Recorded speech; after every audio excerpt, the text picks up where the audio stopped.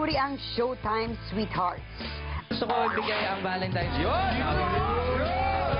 Dahil sa show na ito, na-develop at nasaksihan ng madlang people ang kanilang pagmamahalan. Si Colleen, isa sa pinagkakaguluhan, lalo na online dahil sa kanyang napakagandang katawan, lalo na ang kanyang abs. At si Billy naman, malaking transformation ang pinagdaanan. Billy and Colleen, alam mo, super love ko yung mga couples na nag-exercise together. Kasi feeling ko lang, nagiging mas close ang couple pag nag-workout together. Tama ba ako? Tamang-tama ka at mas malalaman mo na binubully ng babae yung lalaki. Ay! Meron kaming personal goals. So we help each other to achieve those goals. Kaya inisip namin, oh, sige mag-ano na tayo, healthy lifestyle na talaga.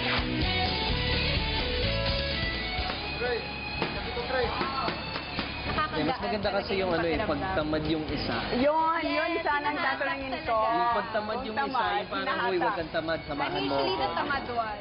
Nakatulong ba yung healthy lifestyle nyo, yung pag-workout nyo sa relationship nyo? Has it? Sobra, Of course, yeah. Bonding namin. Boxing, ito ang training na ginagawa ni Colleen araw-araw pagkatapos ng trabaho sa Showtime.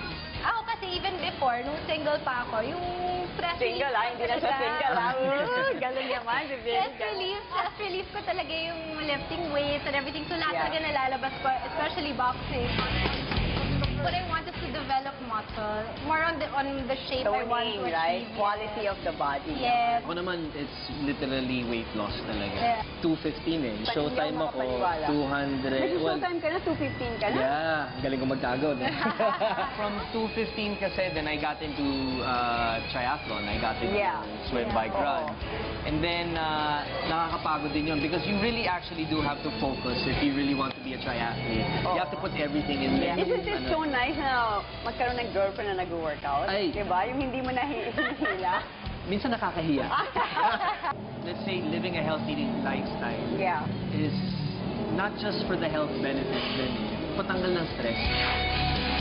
Ang winning formula nila Billy at Colleen sa magandang relationship. Diyos sa sentro. Maging thoughtful. How long na ba kayo? May more than 1 year. Yeah, more than a year. Pero July, But yung officially girlfriend-boyfriend since July. Wow. So going strong. And you would say na isa sa mga nakakapaglakas ng relationship nyo is exercise and healthy yes. lifestyle. Yay! Laking tulong sa kanila ang workout at healthy lifestyle para laging malakas at happy.